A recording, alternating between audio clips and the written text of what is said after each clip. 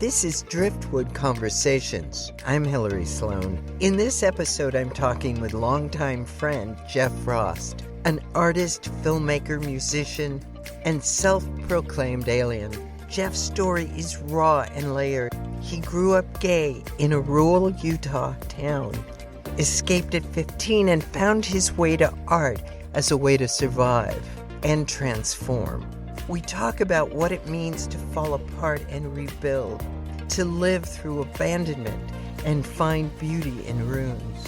Whether painting inside abandoned desert homes or capturing California wildfires in haunting time-lapse videos, Jeff's work lives between collapse and awakening.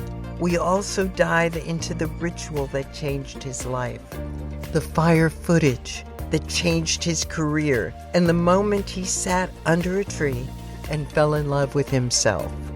This conversation is about art that reaches for something very personal and evocative that can reconnect us to nature, memory, and the parts of ourselves we have forgotten how to love. I'm going to have him tell you more about what he does and how this all evolved. Oh man, what am I? If you can figure that one out, could you please get a hold of me? Because nobody else can seem to. I think even like many of my partners and even my mom frequently called me an alien, even as a little kid. That feels more true than what. I don't want to be a human right now too much. I mean, maybe that's a reflection on the state of the world. But what I would say is that I use time and sound as my primary mediums, and I express them through a lot of sub-mediums, such as paint and photography and filmmaking and soundtrack and sound design and sound artworks and installations. I mean, I kind of have never... I don't really wait until I know how to do something to do it. I just start doing it if I'm interested in it, and I just get obsessed. Let's back up for a minute. Where did you come from? Where were you born and raised? I was born in a town with no stoplight that essentially amounts to a cult town. No stoplight, no diversity whatsoever, no out queer people, no people of color. In Utah, extremely rural. I'm like doing child labor at 12. And like all of that was quite rough because, I am queer and I'm an artist and I'm an alien maybe. And so, I did not fit in. But I had a grandfather who was a great adventurer, and we would wander off into the hills and find Native American ruins and petroglyphs and hieroglyphs or just whatever the hell was out there. And we would just go off into the hills at random and sleep on the ground at night, right? And he was this great adventurer. He wound up being a guide for Backpacker magazine and wrote a book of campfire tales. And so he never said a word to me about religion, ever. And was just incredibly positive and really wound up kind of being my spiritual father and for sure my adventure father. And also, it was the early 80s and there was nothing to do. So it was like, go outside. And this was like the kind of town where they banned MTV because it was too subversive, and they wouldn't put Florida in the water because, same thing. Like it was, I had quite an upbringing. So as you might imagine, I was always strange, always artistically inclined, and I just wanted to get the hell out of there as soon as I could. So I left my parents' home when I was 15. That's what I was going to ask. You left. Did you have any money? Did you have any way to get out, or you just left? What did you do? I had an aunt in Colorado that took me in, fortunately, because it was, I don't want to get too deep into it. My family background is extremely rough, very bad, and I wound up with complex PTSD because of it, which is caused by daily ongoing traumas, especially as a child. So it's compounding, and it's a wild beast, but it also gave me my superpowers. So I to try to escape this, I isolated in my bedroom and taught myself how to play 4 instruments and started becoming a recording engineer with a 4-track tape recorder, right? So my best skill is really just like learning how to do anything I'm fascinated by. And so it just like kind of opened up this other internal world and gave me all these superpowers. So I mean, pretty big silver lining, actually. You know, I definitely wouldn't be who I am today without all of that isolation. But now I'm at a point in my life where I would really like to not isolate. I want to connect and I want community. And it's kind of tough for an artist, especially someone like me. Let's go back again. Sure. I want to keep us on track. Let's talk about your art. So I met you about 14 years ago. Do you want to talk about that story that you told Bob? Because that's amazing. That was such an incredible story. That's how I met you. The most expensive photo story? The most expensive photo story.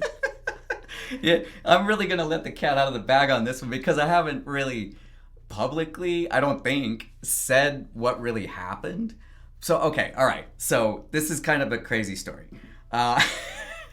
There's this, still is, this very glossy HDR cartoony kind of a literally Las Vegas photographer. I mean, he's Australian, but he's based in Las Vegas. Don't mention names. Oh, well, people will, you should know who he is probably. But every few years, I mean, this guy takes landscapes and some of them are okay. And like, you know, it is whatever it is. He's more of a marketing guy. And so he'd put out these really self-aggrandizing press releases every, 3 or 4 years and saying, so-and-so has sold the most expensive photo in the world, and you can confirm this through the buyer's counsel, and the buyer doesn't want to be identified for antisocial reasons. I mean, it didn't say antisocial, but it was basically just, I mean, it had bullshit written all over it.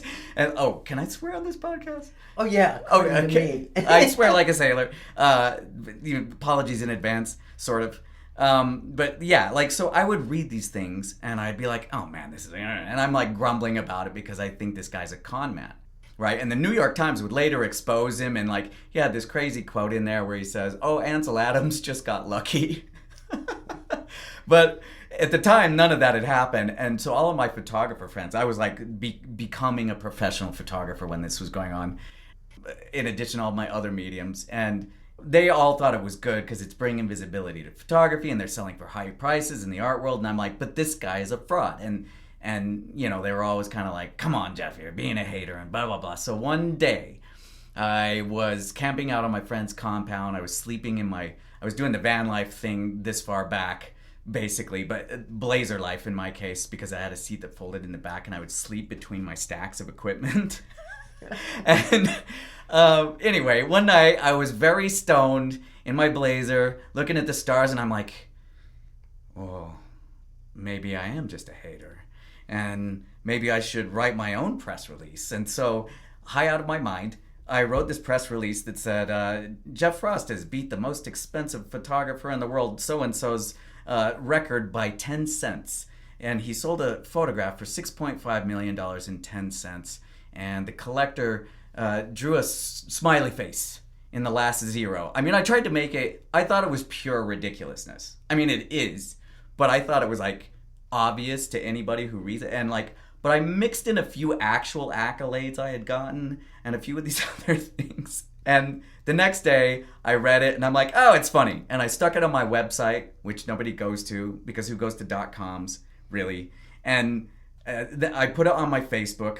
It just exploded. And then people started writing articles and like I started getting messages from family members and I started like getting skeevy cousins snuggling up to me and going like, I've always loved your art. And I'm like, I haven't talked to you in a decade. Like, it just went crazy and I didn't know what to do. So I just laughed my face off with my buddy and didn't do anything and just took screenshots of all of this, which I should probably present at some point. And I was calling it performance art at the time, but really it was just like a juvenile prank, I guess. And I guess that's how we met. The reason we met is because I think I was writing for the paper here, the High Desert Star. And it came across my desk, somebody pointed it out to me, and I thought, how interesting. If artists can really make money, I want to know you. And then I had a big house, and you rented one of my back rooms. Yeah. And so we got to know each other. But the real story is now what you were doing, the art you were doing. You were sleeping in your car, finding these old cabins, painting them and doing time-lapse.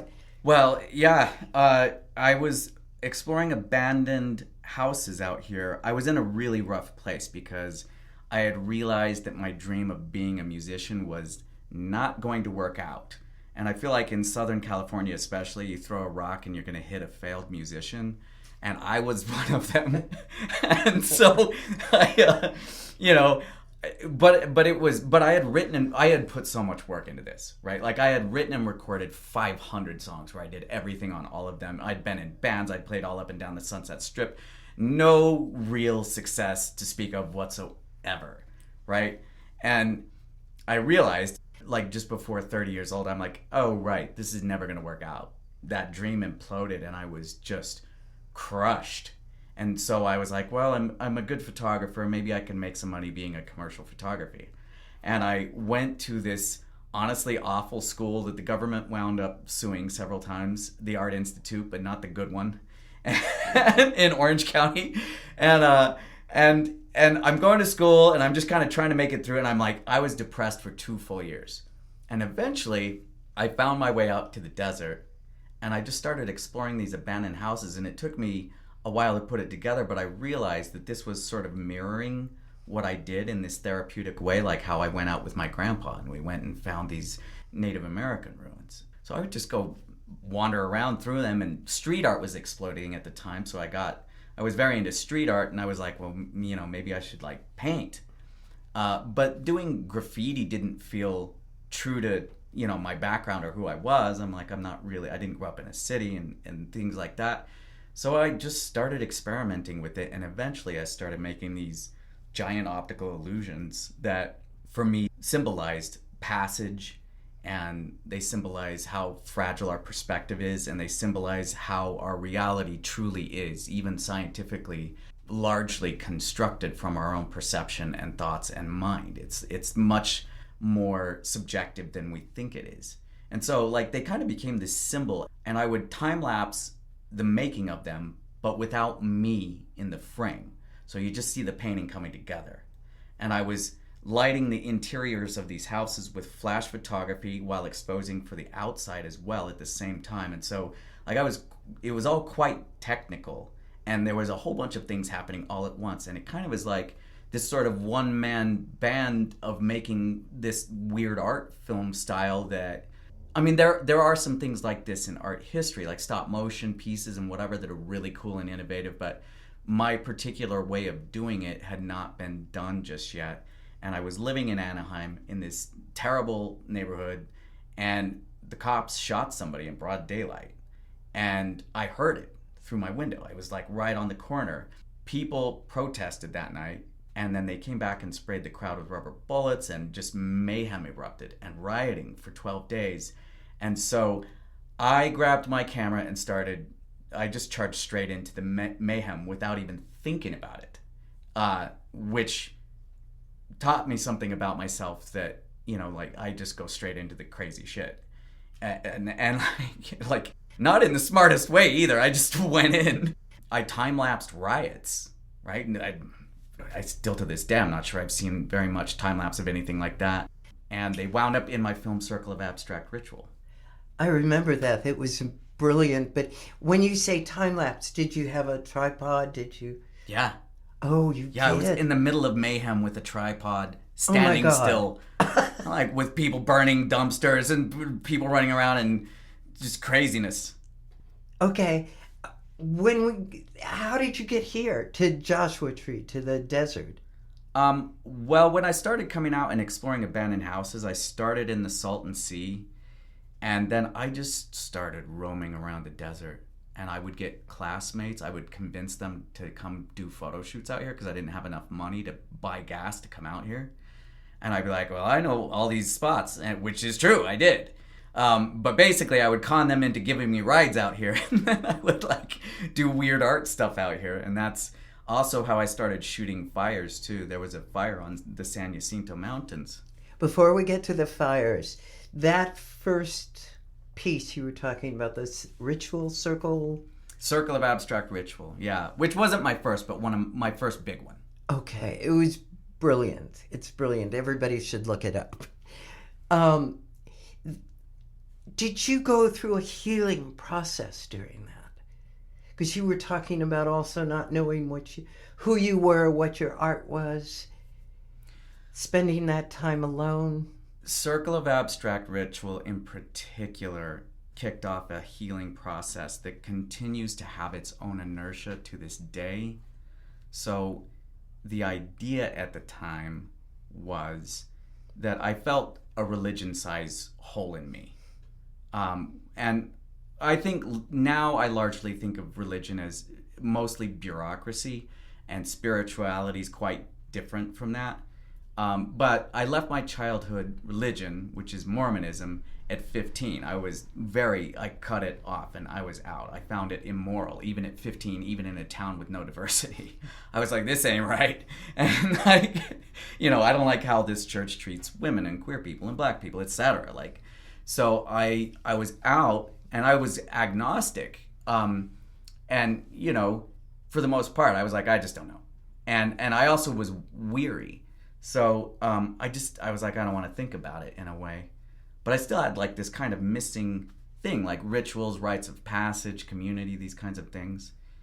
And I wanted to see if I could invent, as a creative act, a ritual that would activate the mechanics of ritual within me. And so I came up with this idea of the agnostic ritual. There was no intention at all, except for to do it. There were no gods or not gods attached. There was no theism or atheism. Neither direction. It was nothing, really. And you could be any religion and do it, or you could not, or you could be an atheist and do it, right? And so I ritualized this monumental task of this art making process in this particular scene in the film, and it's the climax scene where there's the upside down Joshua trees that Shig did as a sculpture. That's a collaboration with Shig, and the best one I've ever had. And there were so many unexplainable experiences that we all had within that, and I'm very aware of the rules of critical thinking and fallacies of logic and this and that and the other. And the stuff that I experienced in there, I'm sorry, synchronicity and coincidence just are not able to describe that experience for me. And so I just went look, I had this experience. Rationality doesn't cover it, right? And it was so powerful that it changed my life to this day. It's probably the reason I have an art career. And the people that participated in that will still tell me. I had this guy with a rake, with a golf rake, a 2-foot wide metal rake. And his job was just to go around the circle that we were moving these trees in and doing this stop motion shoot all the way until dawn, 2 mornings in a row. We moved these trees 500 times by hand, 13 of them, my favorite number.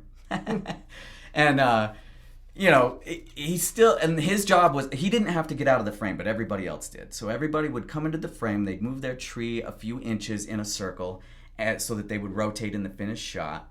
And his job was just to go around in a circle and never stop, because it was long exposures at night. So I was like, you're the only person that you can be in the frame, you just have to stay in motion and the camera won't pick you up really. And so he just circled that thing. And he still to this day will send me messages every now and again of that's the most spiritual experience I ever had with a rake.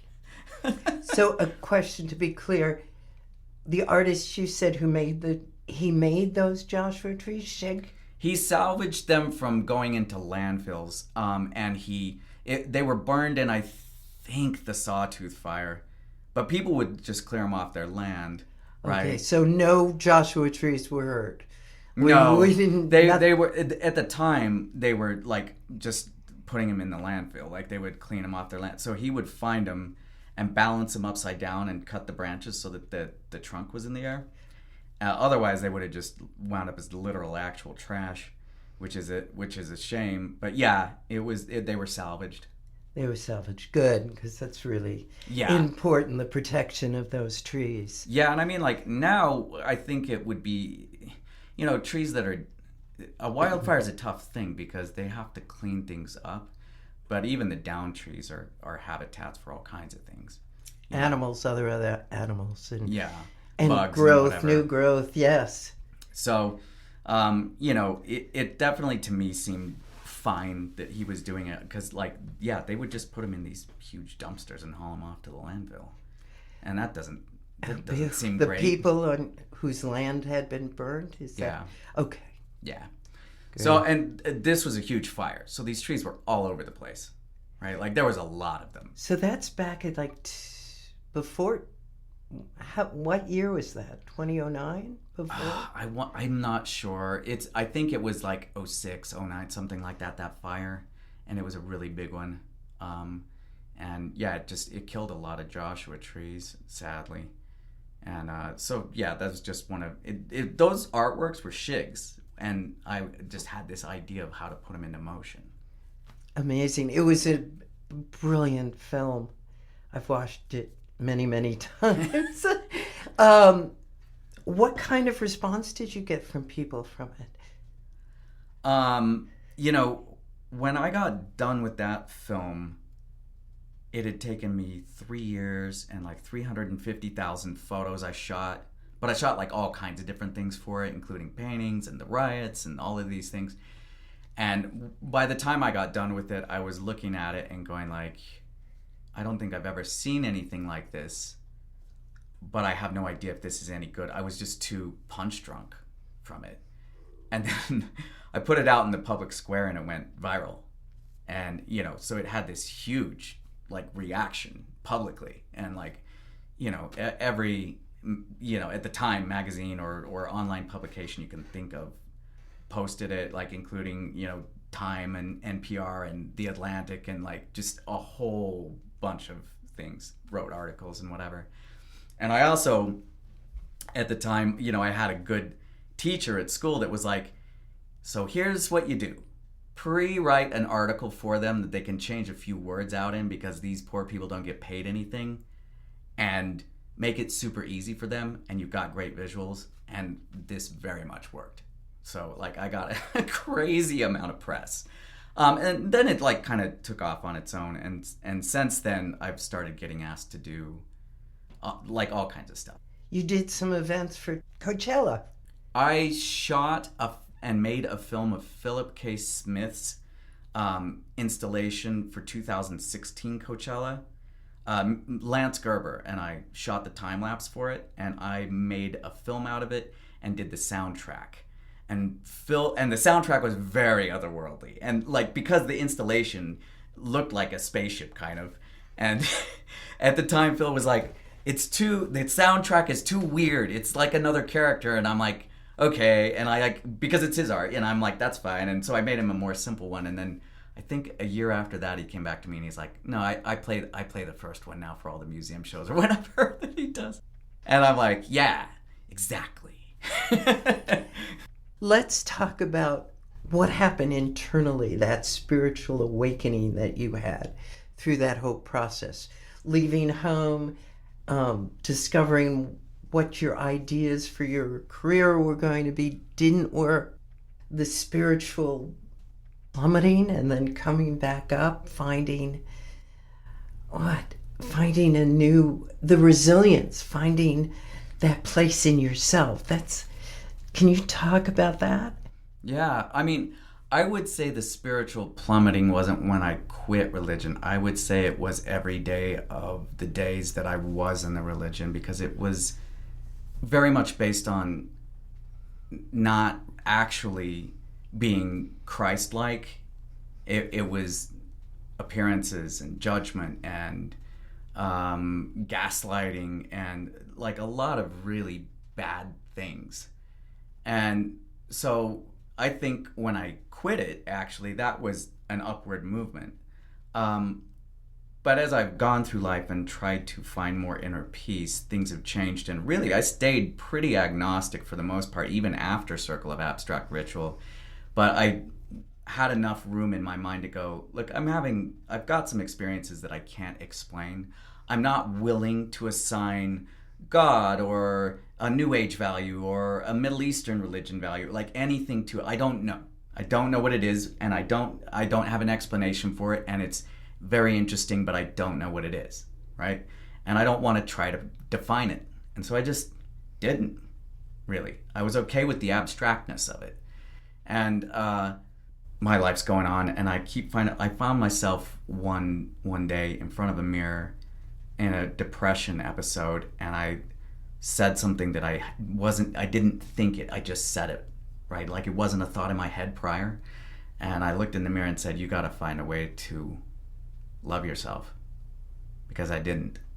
And it kind of broke my heart, because I hadn't realized that I didn't until I did that. And this was like, in my late 30s, early 40s. And then a bunch of stuff happened with my family that made me realize nothing had changed, and it made me relive childhood trauma. And it brought all these like really terrible things back. But the silver lining to that was that I was able to re-experience them as an adult and process them with wisdom and with like newly found sense of boundaries and these sorts of things. And so I started doing this. And I also went back to my old coping mechanism of isolating. So I went off into the mountains, and I was dancing it out every night, and I was doing a lot of psychedelics and a lot of MDMA, and like just trying to work out these things, and like not in the safest way, but like also I was careful, and it wasn't, I just needed to feel joy. That's why I think when people talk about people going to, dance events or whatever, or raves or whatever, and doing drugs or whatever, like I go, look, as long as people are safe, I think it's good if people are out there feeling joy. Because one night on MDMA and mushrooms, I think, and ketamine probably, I decided I was going to go straight into my shadow, which I thought would be the most terrifying, harrowing thing in the world. And instead I showed up for myself in this like the angel part of myself, the higher part of myself, was so kind and just really basically said the most loving pep talk in the world to me. And it's kind of like I had this wave of like going to therapy and doing yoga and trying to eat well and like exercising. So I was like doing the work. This wasn't like, oh, I'm gonna like try to put a band-aid or a quick fix thing. It's not, and it's never been a quick fix for me. And it crested though, and I found self-love that night at sitting under a pine tree in the dark, playing around with colored LED lights, holding my own hand, and a 6-year-old me, pre-traumatized me, showed up and rode around on my shoulders, and we just wound up goofing around all night. And that was 3 years ago, right? And so since then I've been going through, it's still ongoing, 3 years of like huge transformations, and like doing soul level work where I'm like grieving the loss of my childhood, for example, that I never really got to be a kid, and even finding the tragedy in how the people who were awful to me, they're responsible for their behavior, but they're not happy either. And so it's like part of trying to resolve this deep anger in me is humanizing them. And it doesn't even really mean forgiveness, or maybe it does, I don't know. But it means that I don't have to be on high alert 24 hours a day. I didn't realize that my nervous system, I was on high alert literally all the time. And when it finally came off and I started doing some somatic work, it would, like, this is not me on a psychedelic or any substance. I would do these somatic exercises and it would make me high for hours, like I was stoned, because my nervous system was so not used to relaxing. Describe what somatic work is and what you did particularly. I found a therapist that specializes in complex PTSD because I eventually stumbled across it and I started reading. Like, there's this book by, I think it's Peter Walker. It's Complex PTSD from Surviving to Thriving, and I read this book, and it gives you these exercises and ways to start dealing with your nervous system. And so I found myself an online therapist, and I started doing. This person specializes in complex PTSD. They have it themselves, and I always tell people, like, you got to find the right therapist, right? You got to, like, your thing is specific, and there are specific therapists for it, where it's not just talk therapy, which lays a great foundation. But I came to a place where it's like, I know the causes of things. I need to actually do something to change. And so I set about doing that. And the good news is your brain is plastic for your whole life, right? Neuroplasticity, you're good. You can change at any age. Doesn't matter. Like, you can do it. You can absolutely do it. And so, I just started going down this rabbit hole and learning more and more. I'm still learning. I was asking ChatGPT this morning about other forms of therapy. I'm like, well, I've been looking at EMDR and somatic therapies and complex PTSD specializing therapies and blah, blah, blah. Can you recommend some other ones? And it told me some other ones, and I'm like, holy shit, I should try that one. And, and now I am, like, structurally rearranging my soul in major ways and pulling giant chunks of glass out of it that have been there since I was a kid. And it's messy as fuck and bloody, but what a relief to, like, instead of having, like, the hard wall of rage or anger, being able to cry and just grieve the things that were done to me or that I never got to experience. It's that relationship with myself has stuck, and I have, like, I bought myself flowers yesterday. So it's just something I'll do now, because I'm like, you're worth it. So it's been quite a journey. I've lost friends along the way, a lot of friends actually, that it's not like I was doing things perfectly either, but, like, I had certain friends that were used to taking advantage of me or treating me a certain way. And I come out of the mountains and I'm like, I'm so much better now. And they were used to treating me a certain way. And I found so much self-value that they weren't used to that. And it made them very angry. And so, no, people don't tell you about the recovery process or healing, is that it does get worse before it gets better sometimes, because we're choosing people in our lives oftentimes based on past hurts and trying to avoid them, right? I have plenty of people in my life that are ride or die best friends that have been there since forever, and they're great. But it wasn't everybody, and also I'm imperfect. So, like, I just would react to, like, what the hell, and and so, it created space for me. And now I've decided to take quite a turn. Before we get there, let's go back a little.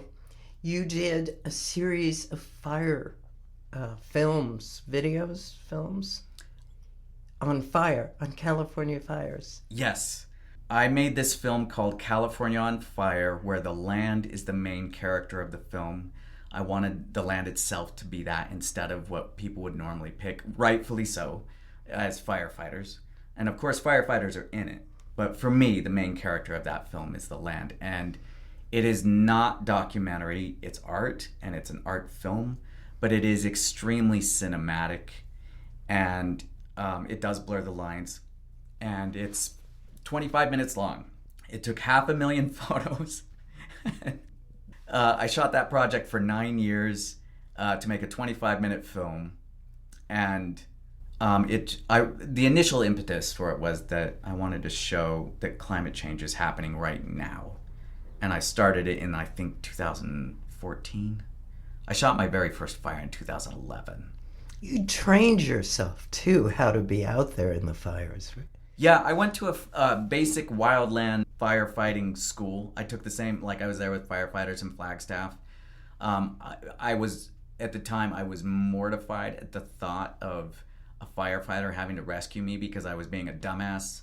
And like, I just couldn't live with that. That was my main concern, looking dumb in front of firefighters. And safety second, or maybe third. And, but I was like, also, like, I want to really do this. I shot a few fires and I looked at the footage of it and I just went, first off, I don't know how to shoot this the right way. I feel like I need to start over as a photographer. and I want to do this like and get good at it. And a lot of the people in my life at the time, like I remember my friend Glenn Wexler was like, "What are you doing?" And and then when like fast forward to me sending him the final film, and he was just like, "Oh my god." But like a lot of people at the time thought I was just absolutely nuts. And I mean, in a way you are. Like right in the FEMA manuals that you take, in the fire training, it's black and white government issued.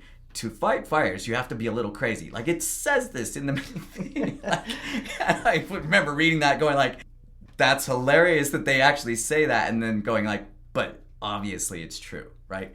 Like there's something in me that has that sort of like death wish or whatever. And so I was out there, and I went all the way into the checkpoints. I bought used gear off of eBay, because it's expensive, right? The fire shelter and the hard hat and the Nomex shirt and the Nomex pants and the boots and blah, blah, blah.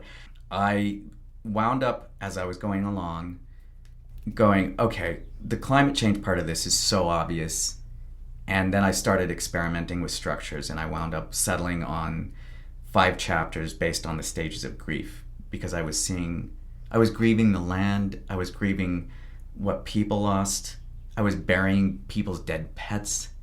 I chased fires all fire season, every fire season, for many years, and it snowballed, right? Because I was the only artist out there on the fire line, right? And the few other people that were not firefighters were like hardcore stringers and photojournalists for like the New York Times and AP and Reuters and Nat Geo. Not Nat Geo. I wound up being the Nat Geo guy. And like I started getting hired by Time magazine and National Geographic and the New York Times, and I'm like, I have no business being hired by, like, I don't have any journalism training at all, but I was shooting these pictures in a way that was compelling, and also they were time lapses as well as pictures, and so it kind of turned into this really wild thing, but I'm unsatisfied with it. But that's kind of a theme of being an artist, because you're always looking for something else, something more, the next. Am I correct?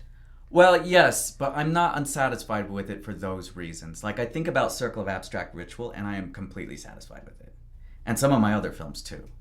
I'm unsatisfied with it because it's so bleak. And I watch it, and although it's as far as how it's crafted, it's impeccable. Like, there's nothing out of place. It's, like, truly, but emotionally, I cannot help but feel unsatisfied with it by the time I'm done with it. And so I watch it and I think, but I fell in love with myself under a tree. And where's that? And so that's kind of the turn I'm taking now. It's like, how do I connect people to nature through joy and love? Because people fight for what they love. They don't fight for lists of terrifying climate change facts. Right? And absolutely. So that's like, at least for me, especially with my background, making joyful, connected art, that's an art on hard mode for me. And I'm sure I won't lose the dark edge that I have to some of my stuff, because that's in me, right? But along with all these internal changes has come like these big changes in me where I do want to make art that actually does something. It's more than just raising awareness or a commentary or an interrogation or a dissection of a medium. Mm-hmm. To me, I personally cannot be, like, I just find that stuff mostly boring at this point. So what is your next step? Well, because there's so much room in my life now, I did something I've always been wanting to do. And like, I can't even promise you I'll be able to make it because I have to pay for it, and I'm not sure I'm going to do that. But I was like, you know what? I've always wanted to go to Europe and get into school again and get a master's degree. Now, I don't have an undergraduate degree. I only have an associate's degree. So my actual career is standing in for, a bachelor's degree. And there's an MFA advisor, GPT, on ChatGPT. You can look it up. It's a specific GPT that somebody made to help you find the right MFA program. And I was like, well, this seems like a good place to start. So I put together a list, it made a table for me. And I put in all these things that I wanted to study, like deep ecology or spiritual ecology, especially as it's informed by indigenous wisdom, science, art, and like the intersection of these things and activism, and so I started looking up programs, like the specific, like who has good programs that does this. And I wound up narrowing it down, and I have been accepted into one. And I don't want to say where it is yet because I find out this month about the other one, and they're both amazing. But I got into one, so like with any luck, I will be out of this country for several years by the end of the year. And the idea is like, okay, so along with all these changes, I've got I have had like all these creative ideas. Well, I could do this. I've like written up all kinds of stuff. I've experimented with all kinds of stuff, but I feel like they're not quite there yet. And so my thought is, all right, let's go put these things to the fire and like really make them into something good with the input of other people and other like-minded people in like this academic, like hopefully community sort of thing. Because that goes back to like my isolating is like true healing has to be done in community. Although like isolation is one of my superpowers and I've done a lot of great work there. I definitely would like to connect to people and like maybe my hope is that my work can, look, the best thing you can do to connect to nature is go camping, especially with me because I'm a blast. But and I'm so comfortable out there, right? But if you don't have a me to go camping with, but if you have somebody in your life like that, my God, go with them, go jump in streams, go fishing, go like do stuff outside. But I'm hoping that maybe my art can be the flashlight that people use to find a trail off into the forest at night, to find things about themselves, because the forest is so beautiful and healing and enchanting, and that's even scientific. Like all trees give off chemicals that they have proven to be incredibly helpful to you neurologically and in terms of mood. Like we are deeply connected to everything, and the trees talk to each other under the ground through the mycelial network, and they're deeply connected too. If you cut down a big ancient tree, a mother tree, the trees around it, its siblings and daughters and whatever, will keep that tree stump alive for years, which is tragic. But I would really like it if somebody would figure out a way to rehab that tree stump. Because the stump is the skull of the tree. I've never heard that, but that's amazing. But everything you're saying, I've heard about the trees and the roots. Can people find your work online? Can they see these films? Yeah, they can see plenty of them. Just my website is my last name first, so it's frostjeff.com. It's really easy. I keep it updated. If anybody wants to see California on Fire or any other film I've made that's not public, and they're only not public because museums don't like them to be public because then they kind of have no reason to put it in the museum, which I don't love. So if you want the curator password link to it, just DM me and I'll give it to you. And you're planning at this point to go to Europe within 2 months, you said? Oh God. I'm supposed to be there by August. The semester starts in September. So as you might imagine, I'm like, honestly, I almost forgot about this podcast, but I was responsible and I put it in my phone. And while I was getting a taco in town, the alert came up and I was like, because I was on my way to Riverside to clean out a storage unit. And I was like, oh, I'd rather talk than be a mover today. That's cool. Thank you. Yes. No insult intended. I've just got, my to-do list is so long. I can't, and I'm like stressing out about money and how, so, I'll be doing fundraisers and trying to, sell prints or like whatever I can do. Or even like, installations for whatever. I'm like just trying to work every angle I possibly can to pull this thing off. And I've decided that I'm going to pull it off. So that, someone once taught me the most power that anyone has is in your own mind when you decide you're going to do something. When you go like, I'm going to do that no matter what. that's real power. And that person was right. So I finally got myself to decide I'm gonna figure it out. I'm gonna but like it's very uncertain in a lot of ways. But I'm a bundle of nerves about it. I'm excited. I feel intimidated because these are serious people who've done a lot of study, especially on the academic end. But I also think I'll love it. I think you have a very deep connection to your own soul, and that's led you through your life, even when things look very grim. So I'm sure you'll do fine. I've always felt that from the first minute I met you. Oh, a fellow artist crazy. I think I related to you too. About jumping into things that I don't know what I'm doing. And leap and the path will appear. Or you pick yourself up and start again. Yeah. Or you're bleeding on the ground. That happens. And that's what this podcast is about. It's about the challenges we all go through. And every one of us is so different. But we have a resilience that's inner.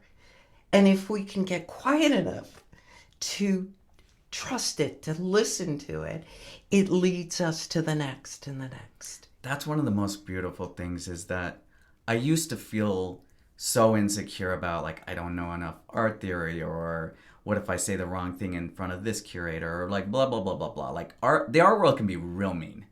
And I eventually realized everything I do, if it's got the right vibe to it, which I like, that's such a frivolous word to describe it, but it is a vibe.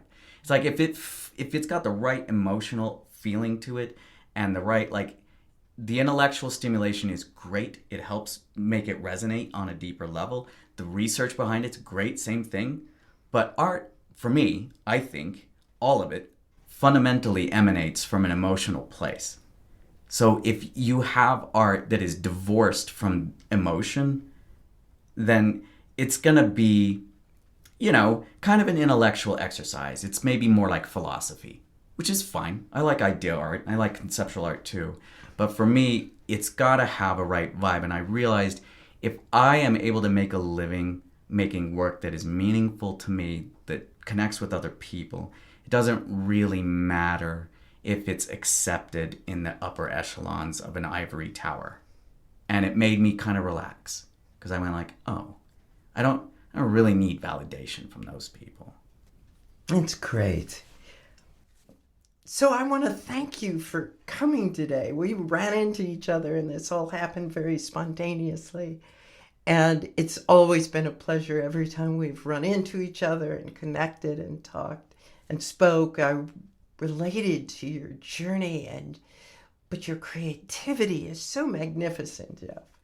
I honor you. Oh, thank you so much, Hillary. That's incredible. I really do, and I know you'll do it. And I truly believe we're all finding a new way to be in this world.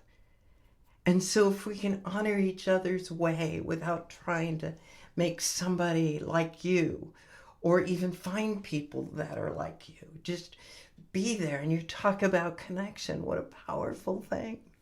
Yeah, art that actually does something. I have like a whole thing I've written on it. It's art that does. So it really does connect you to a tree, or to another human, or to another you from the past, which is a thing I'm working on now, but I'm not ready to talk about it too much. But I call it time talking. And you actually literally speak to a version of you from the past. Oh, how amazing. And okay, we're going to have you back. Yes. When that gets developed to talk We to you. might have to do this over the internet from Europe at some point. Or I'll come visit you. Oh, yeah. See, that's even better. It would be. Thank you very much. Thanks, Hillary. Jeff reminds us that healing is nonlinear, that art is more than commentary, and that self-love might be the most radical project. His path, filled with fire, music, isolation, and resilience, is not tidy, but rather honest and hopeful. as Jeff prepares to leap into a new chapter, possibly across the ocean to pursue deeper studies in spiritual ecology and art. I'm struck by how much we need bold, experimental, and deeply human voices like his. You can see Jeff's work at frostjeff.com. Contact him directly if you're curious about his films or want access to his unreleased work. He's generous like that. Thank you, Jeff, for being here. Thank you, listeners, for joining us on Driftwood Conversations, where we follow the weathered fragments of story and spirit to see where they might lead. Until next time.